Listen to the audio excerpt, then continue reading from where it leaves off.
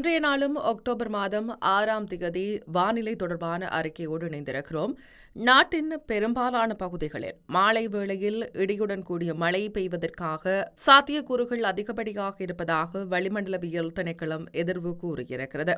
இன்றைய நாளும் வளிமண்டலவியல் திணைக்களம் அறிக்கை மூலமாக இந்த அறிவிப்பை வெளிப்படுத்தியிருக்கிறார்கள். சப்ரகமுவ மேல் மற்றும் வடமேல் மாகாணங்களிலும் அத்துடன் கண்டி, நுவரெலியா மற்றும் காலி மாவட்டங்களிலும் இடக்கிடை மழை பெய்யக்கூடும்.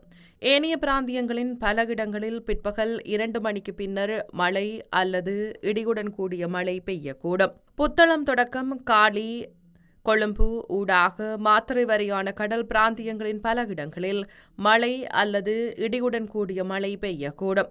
நாட்டை சூழ உள்ள ஏனைய கடல் பிராந்தியங்களின் சில இடங்களில் மாலை அல்லது இரவு வேளைகளில் மழை அல்லது இடியுடன் கூடிய மழை பெய்யக்கூடும். கடல் பிராந்தியங்களில் மணித்தியாலத்திற்கு 25 தொடக்கம் 35 கிலோமீட்டர் வேகத்தில் மேற்கு திசையிலிருந்து அல்லது வடமேற்கு திசையிலிருந்து காற்று வீசக்கூடும்.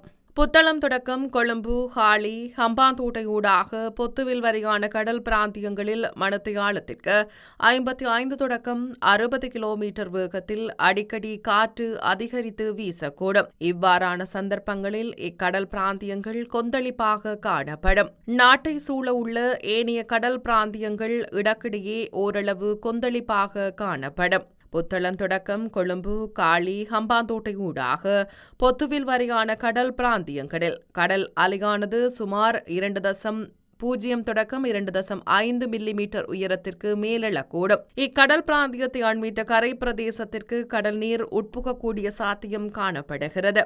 பலத்த காற்று மற்றும் மின்னல் தாக்கங்களும் ஏற்படக்கூடிய சந்தர்ப்பங்களில் பொதுமக்கள் அவதானத்துடன் செயற்படுமாறு கேட்டுக் கொள்ளப்படுகின்றனர்.